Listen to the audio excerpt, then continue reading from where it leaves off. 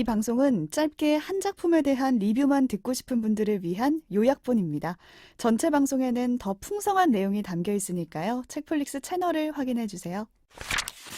다음으로 제가 준비해온 처방전은 이길보라 작가의 해보지 않으면 알 수 없어서 책이죠. 책이군요. 에세이입니다. 작년 8월에 나온 책이에요.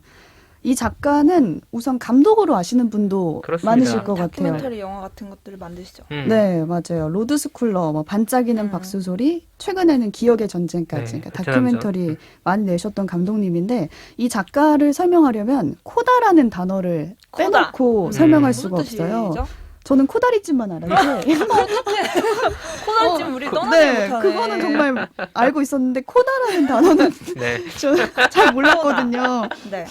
코다. 네, 코다가 칠드런 오브 데프 어덜트 약자래요. 그래서 청각장애인 부모를 둔 건청인을 뜻하는 거죠. 들을 수 있는 거죠. 네. 그래서 작가는 듣지 못하고 말하지 못하는 부모 밑에서 태어나서 어렸을 때는 수화로 옹알이를 했대요. 말할 수 있음에도 불구하고. 부모님의 언어, 음. 제일 언어니까. 언어가 그거니까. 그리고 나중에 유치원을 가면서 말을 하기 시작했는데 그렇게 자연스럽게 어렸을 때는 부모님을 통역하는 어린 그렇죠. 통역사 역할을 계속 하면서 자랐던 거예요. 그래서 이 장애인과 비장애인의 그 경계 사이에서 경계인으로서 자기가 살았다고 삶을 그렇죠. 말을 해요. 시작했던 거네요. 네. 그 작가님의 다른 세계가 또 있는 거죠. 근데 그런 작가가 나중에 커서 네덜란드에 영화를 배우러 가게 됩니다. 그 전후의 사정과 과정이 담긴 책이 이 에세이라고 보시면 될 것 같아요. 영화를 하기로 결심한 과정부터 다 실려 있겠네.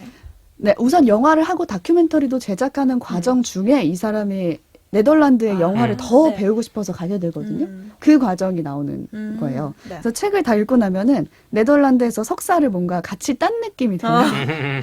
왜냐면 그만큼 대리석사. 수업에서 오고 갔던 질문들이 다 실려 있고 거기서 어떤 수업에서. 피드백을 받았는지도 실려 있어요. 디테일하게 쓰셨구나. 네. 그러면서 작가가 어떤 점을 깨달았는지 막 그런 장면들이 담겨져 있는데 예를 들어서 자신이 한국에서 자신을 소개할 때 코다라는 사실을 밝히면은 이제 한국 사람들은 놀란다거나 뭔가 이 감정 그렇죠. 동요가 있고 그 후에 자기가 이제 말을 이어서 스토리텔링을 하는데 네덜란드에서는 자기가 안 코다라고 좋아하는 했는데 안 놀란다는 거예요. 그래서 그래서 이게 이 반응이 아닌데 하면서 그렇지. 스토리텔링이 이미 뭔가 전 문제가 성립이 안 오고 되는구나.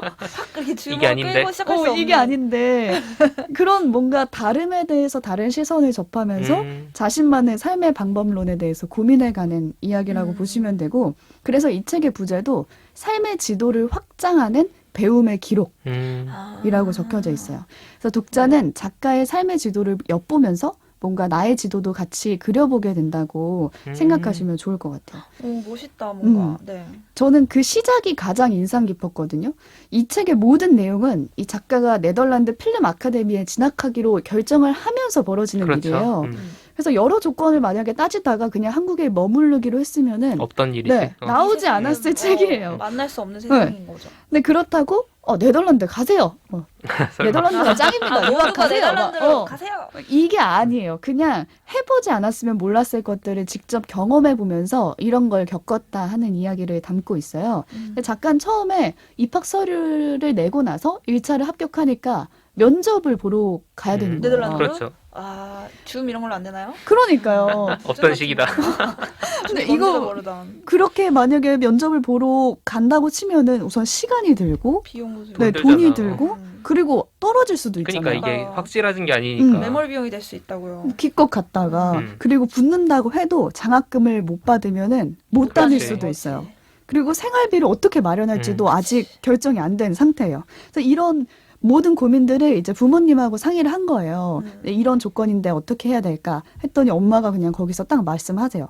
가봐야 알 수 있으니까 무조건 가라는 거예요. 그래서 아빠 역시 이 말에 지지를 네. 합니다.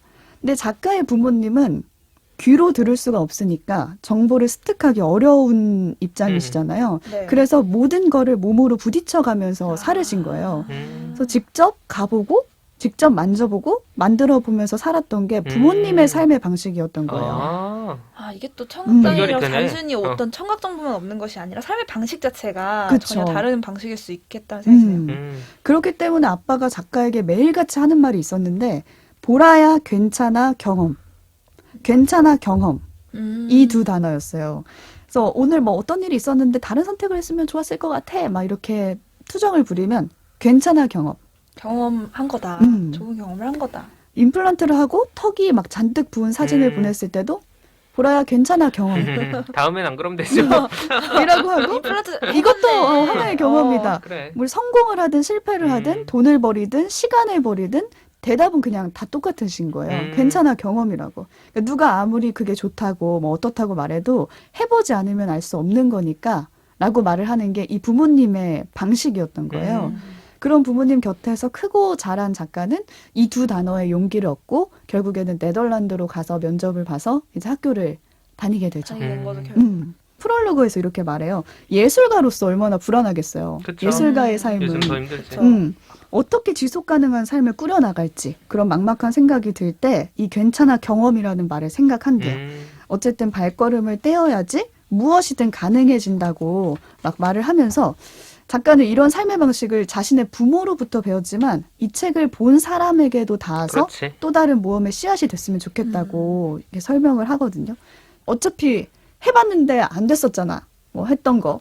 안 될 거 알잖아. 하지 말까라고 고민했던 걸 그런 생각을 했던 모든 분들에게 의욕을 불태울 수 있는 더할 나위 없이 좋은 책이 아닐까라는 생각이 듭니다. 네. 우리의 모든 시작에 용기를 불어넣어줄 이 책을 추천합니다. 책플릭스